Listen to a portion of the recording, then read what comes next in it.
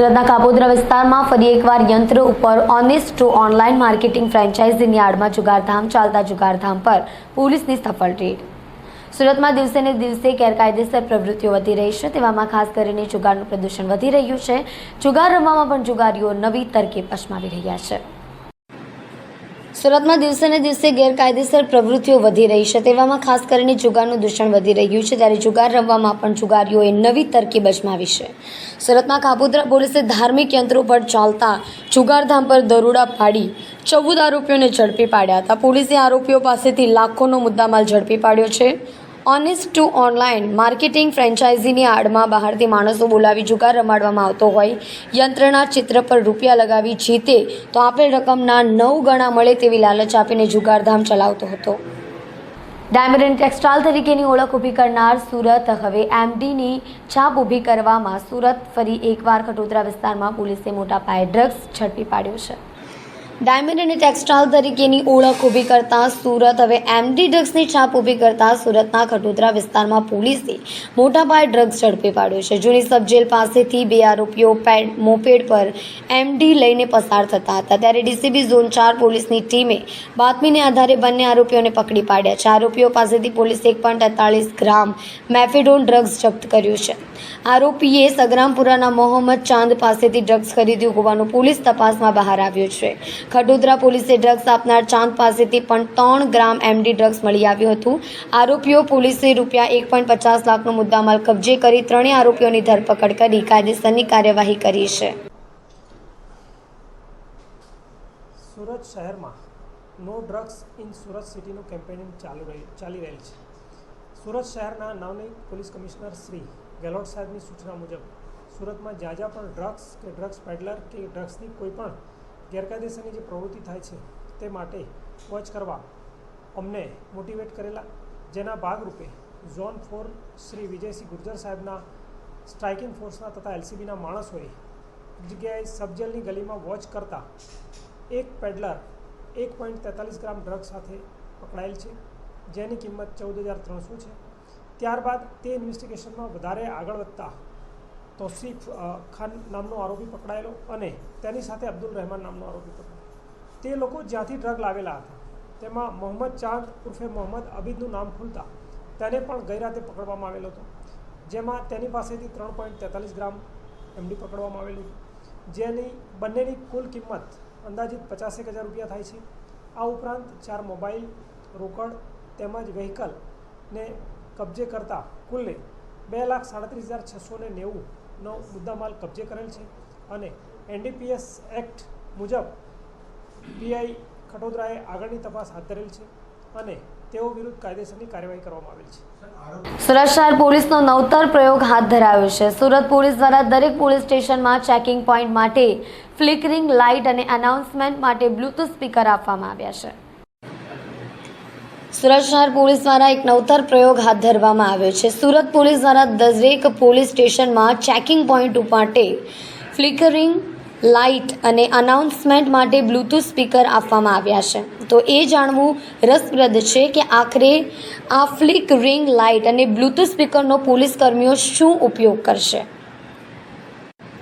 Police commissioner Anupamsinh ગેહલોતે આ અંગે માહિતી આપતા જણાવ્યું છે કે સુરત પોલીસના કર્મચારીઓ દ્વારા બંદોબસ્ત દરમિયાન અથવા તો ચેકિંગ પોઈન્ટ ઉપર આ ફ્લિકરિંગ લાઇટ સૌથી મહત્વની અને ઉપયોગી સાબિત થશે।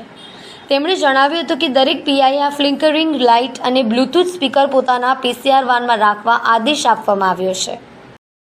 सूरत शहर में पुलिस जब पेट्रोलिंग करती है तो उस समय अलग अलग जो ऐसे विस्तार जहाँ पे काफ़ी भीड़ भाड़ रहती है, ट्रैफिक का जो पॉइंट्स होता है उसमें काफ़ी गाड़ियों का भी शोर रहता है और हम कई सारे अपने पेट्रोलिंग के दरमियान जो सोसाइटी के जो अच्छे लोगों से मिलते हैं उनके साथ हम कुछ कम्युनिकेट करते हैं, तो उस समय आवाज़ होने की वजह से हम ठीक कम्युनिकेशन नहीं हो पाता, तो उसको ध्यान में रख के 50 से ज़्यादा स्पीकर जो अच्छी क्वालिटी को हमारे थानाओं को दिए गए, ट्रैफिक को दिए जा रहे हैं, जिससे वो अपनी बात अपने प्रजा साथ शेयर कर सके और अपना जो भी कुछ करना है या कुछ नहीं करना है ऐसी सूचनाएं देना हो तो अपने प्रजा के साथ हमारा ऑफिसर या हमारा कांस्टेबल शेयर कर सके।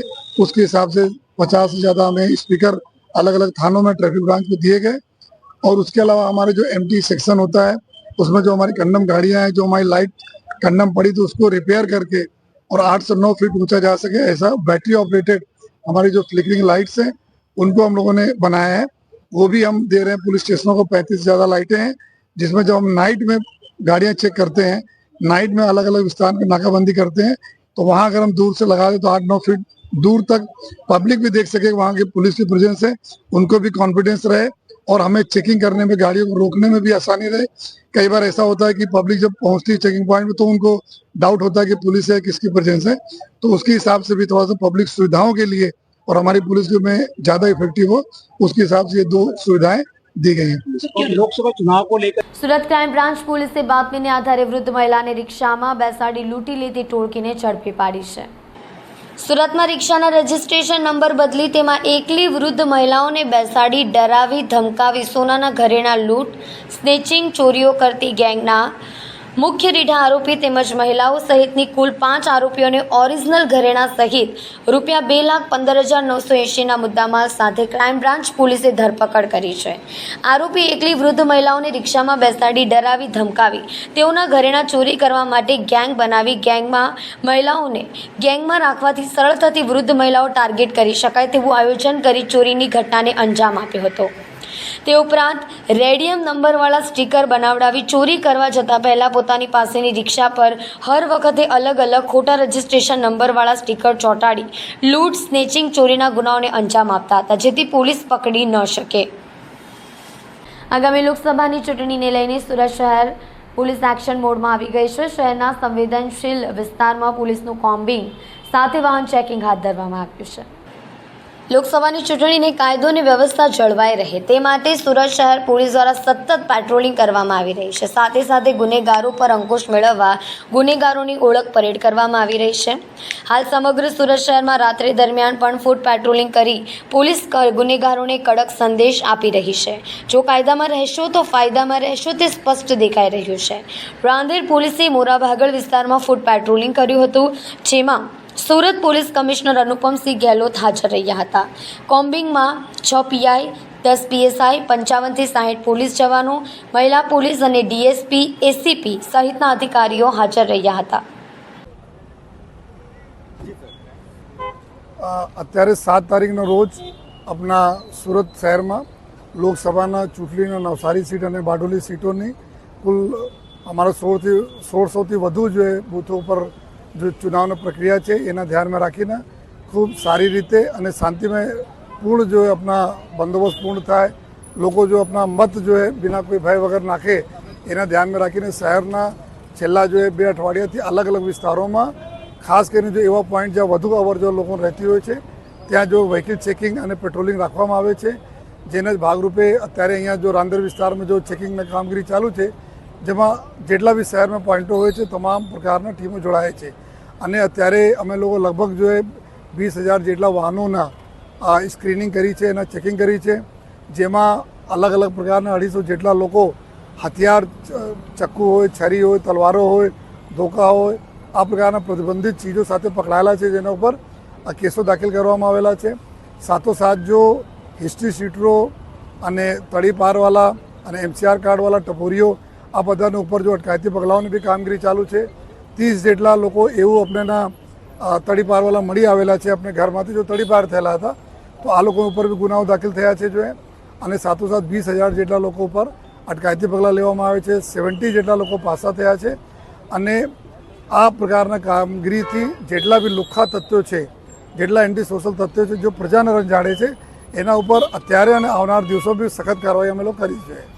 ઈચ્છાપુર વિસ્તારમાં બાયોડીઝલ જેવા ભળતા પ્રવાહી અંગે ઈચ્છાપુર પોલીસ સ્ટેશનમાં નોંધાયેલા ગુનામાં નાસ્તા ફરતા આરોપીને એસઓજીએ ઝડપી પાડ્યો હતો। પોલીસ કમિશનર અનુપમસિંહ ગેહલોતે સુરત શહેરમાં આગામી લોકસભા ચૂંટણી અનુસંધાને શહેર અને આસપાસના જિલ્લાઓમાં નોંધાયેલા ગુનાઓમાં નાસ્તા ફરતા આરોપીઓને શોધી કાઢવા અંગે આપેલ સૂચના મુજબ સંયુક્ત પોલીસ કમિશનરે સૂચના આપી હતી। 2 દિવસ પહેલા Ichchhapur road Gayatri HP petrol પંપની બાજુમાં આવેલ Salasar logistic and shipping private લિમિટેડના સર્વિસ સેન્ટરના પાર્કિંગમાં રેડ કરી 3 ઇસમોને 54 લાખના મુદ્દામાલ સાથે ઝડપી પાડ્યા હતા।